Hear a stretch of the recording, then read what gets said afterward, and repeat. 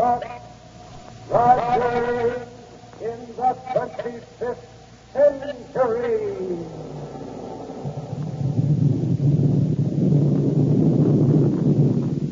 And the shower of silver dollars from Popsicle Pete's Money Box.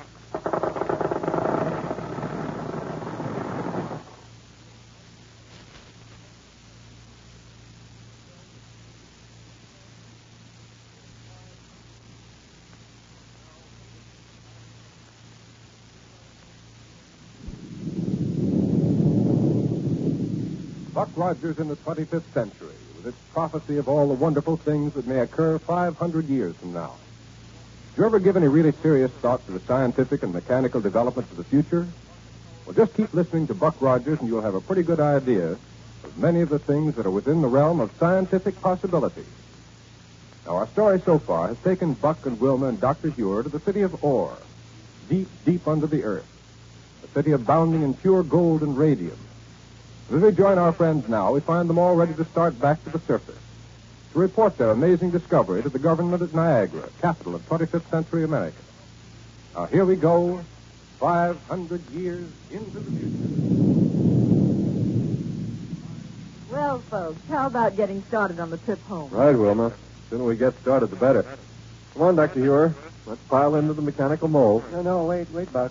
Gareth is bringing samples of gold and radium to take back with us. Yes, Doctor. I don't know what's detaining him.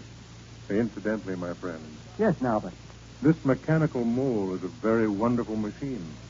Just how does it burrow its way through the ground, Dr. Huer? now, but the giant heat ray in the nose melts away the ground, and the force rays along the sides push it ahead. Very ingenious. And look at the hundreds of people gathered at the other end of this great cavern. Why, yes. Evidently working like Trojans over something or other. Well, you're right. Too far away, though, to see what they're doing. Look, here comes our friend Gareth, apparently alarmed about something. Well, I hope nothing's wrong. No, but don't let our friends leave us. Something is wrong. Gareth, what is it? Lieutenant Wilma, Dr. Huer. What's the trouble? Please, kind people, stay and help us. Norbert, to the supply source. Supply source. What is it, Gareth? A terrible catastrophe has occurred. What? Our entire city may be swept away unless you can help us. What? The warning came to me while I was obtaining samples of our gold and radium for you to take back with you. Warning of what, Gareth? It is something we have feared for a long time. And although we tried to make adequate provisions against the day it might occur, I fear for the safety of my people. Oh, now, wait a minute. See them there at the end of the cavern. They're struggling against forces the power of which they cannot comprehend. The life of every one of them is in danger, but still they try to hold it back. Oh, hold what back, Gareth? The waters, Doctor. Unless the source of our limitless water supply can be stopped up, the entire city of Huer will be flooded. Oh, why didn't you say so? Here, hop into this mechanical mold. We'll go over and see what it's all about. But can you help us? Can you keep the angry waters from filling up this great cavern in which we live? Well, that remains to be seen, Gareth. Right. Get into the mole now. No. Huh? You'll be protected from the flood in this wonderful machine of yours. I can't be. I mustn't leave my people. Gareth. Don't you see, Buck? Gareth. Yes? Now, you're all excited. Calm down and get in here so I can close the metal door. But don't you see... Quickly. If we're going to be of help to you, we can't waste time. Oh, yes, I'm sorry. Yeah, that's better. Here now. Sit right here in this control seat. On the way over, you can tell us what's caused this unexpected trouble. Here we go. Oh, I hope we can get there in time to save our city. Well, now, tell us all you can about it, so we'll know what needs to be done when we get there. Yes, Dr. Huer. You must pardon me for being so upset, but news of the impending calamity has shaken me beyond words. Yes, well... Our water supply comes by seepage through a wall of porous rock, there at the end of the cavern. Yes. Any excess was always taken care of by simply allowing it to run down into the ant country through the tunnel system you followed to come here. But now? Now, however, the outlet tunnel has become stopped up. The water is no longer draining away. You know why, don't you? When we followed those tunnels, we used the heat ray on this mold. And then the melted ground settled back and solidified and blocked the tunnels after we passed through. Oh, why did you do that, Buck? Why did you block up the only outlet for the water that can so easily fill up this entire cavern? Oh, we didn't know it was part of your drainage system, Gareth. Oh, no, of course we didn't. I'm very sorry. But now look ahead. Yes? How ineffectually my poor people are attempting to block up the source of the flood. Now, Gareth, well, I'm surprised at you. Why do you say that, Doctor? Why, there isn't much water seeping through that rock formation. Well, why all this excitement? It's so much more than usual. And the channels that carry the water down the streets and into your reservoirs, they're far from overflowing. But they will overflow, and we can't afford to let the water collect in this cavern. What's the matter, Buck? See how the mist around here is clouding up the outside of our metallo-glass window? Yes, Buck. That in itself illustrates the grave danger we're in. Well, how do you mean? Well, unless the water is permitted to run freely away and down into the ground, the heat that permeates our atmosphere turns it into a heavy mist. Yeah? Soon the air will become saturated with moisture. It will disable our atomic power plants and render our radium lighting system useless. Oh, Worst of all, it will reach our chemical supplies and liberate deadly gases. Oh. Helpless and in total darkness, we'll be able to do nothing but wait for the poison to completely fill our city. But that would take days, Gareth. Weeks, perhaps. Why so excited and scared about it all of a sudden? It is the one thing against which we have never been able to provide adequate protection. Oh, I see. Oh, but please, while we talk, the atmosphere becomes heavier and heavier with the dreadful moisture. The efforts of my people to stop the water seepage becomes more and more fruitless. Don't you see? Even now, some of them falter and drop down where they're standing. I can't see very well because of the wetness on these metallo-glass... Gareth, Yes, Buck. can it be the poison gas you mentioned that is making those people drop in their tracks out there? Yes, Buck. Please do something to help them. Yes, we'll attack immediately. What can we do? Open the door and let me out again. If my people suffer, I must suffer with them. No. What? What are you going to do, Buck? Turn on the non-recoil energy projector and aim it straight at the water rock. Wait, then. Yes, sir? There'll be people in the way.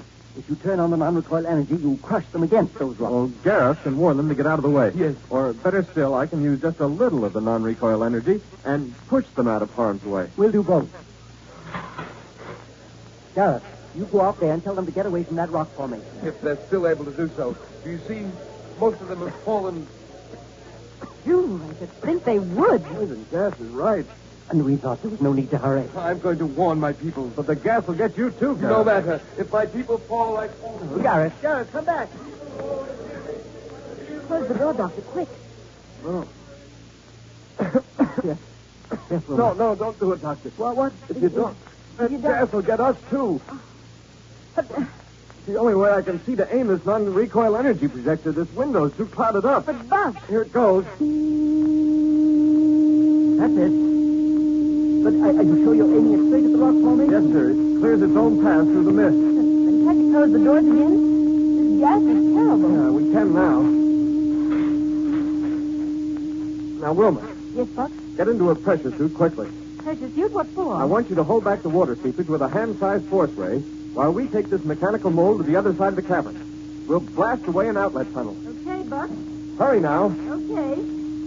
Thank goodness the air is getting better in here with the door closed. It's getting worse for the folks out there. Funny about that gas, though. Here, Wilma. Let me help you put on the helmet of that pressure suit. Thanks. And I'll snap the clamps of it inside and turn on the midget radio equipment so we can talk. Here it goes now, right over your head. Doc, will you turn on the radio so we can communicate with her? Sure, Doctor. There you are. Hear me now, Wilma? Yes, Doctor. I'm going on out. Here, Wilma. Don't forget this hand force ray. Thanks, Buck. Go ahead now, Wilma. Right. And stay there until we get back. Yes. Okay, Buck. Gas is awful. Yeah, I hope we can clear the atmosphere before it's too late for some of those people out there. I've got my force ray on out here. Good, Wilma. I can turn off the one here on the mole. No, Buck. Huh? No, turn it up high and steer us to the other end of this cavern. Right, sir. We're on our way. Use all the power you can. We mustn't waste any time. Yes, sir. Managing to hold back that water all right, Wilma? Yes, Buck. It's terrible to see all these people lying around out here. We're doing all we can to save them. Well, hurry. Can you see your way ahead all right, Buck? Not very well, but well enough to get us to the other end of this huge cavern. Now, turn on a bit of the thermic radiation projector to clear the metallo-glass window. Yeah, that's a good idea. That's it. Now, more power. Every minute it takes to get over there lets the gas in this place get thicker. Going as fast as we can. Hey, you know something, Doctor? What, Buck? That gas has something very funny about Oh, it. I'm sorry, but I feel utterly to see anything funny about a gas that can do what this has done to the people of Ore. I only hope that whatever it is won't be fatal to all of them. No, it's like something I've smelled before. Something familiar about it. I don't know what it is, but I can't seem to be as worried about it as I should be. Buck, Yes, Wilma? this gas may be poisonous, as Garrett said. But to me, these people out here look just to be quietly asleep. Well, keep that force ray holding the water back until we blast out some drainage tunnels. Then we'll ride back and pick you up. Okay. You hear that, Doctor? Yes. Complication, that is. What do you mean? Well, I've smelled that gas before. Maybe Maybe a long, long time ago, but somewhere. Now, listen, Buck, this is I know you think I'm crazy, sir, but there's something about it that just... Stop us. We're at the end of the cabin. Yes, sir. Now, about that gas. How can you tattle on that way when the lives of hundreds of people are at stake? Now, here's where we blast out a tunnel. Right, sir. We can use a disintegrator. Yes, quickly. Right, sir. Hurry, Buck, hurry. Buck, Doctor, Yes, Wilma? I guess I didn't clamp on my helmet right. What? Gas is seeping into this pressure suit. Wilma. I'm going to keel Wilma. over. Wilma!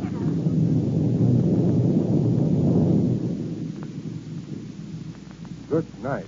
Now Wilma's life is in peril. They can't go back to her until they've cleared a tunnel that may save hundreds. And yet, if they don't go back to her, well, now stand by and listen to a few words from your favorite announcer before we pick up our story again.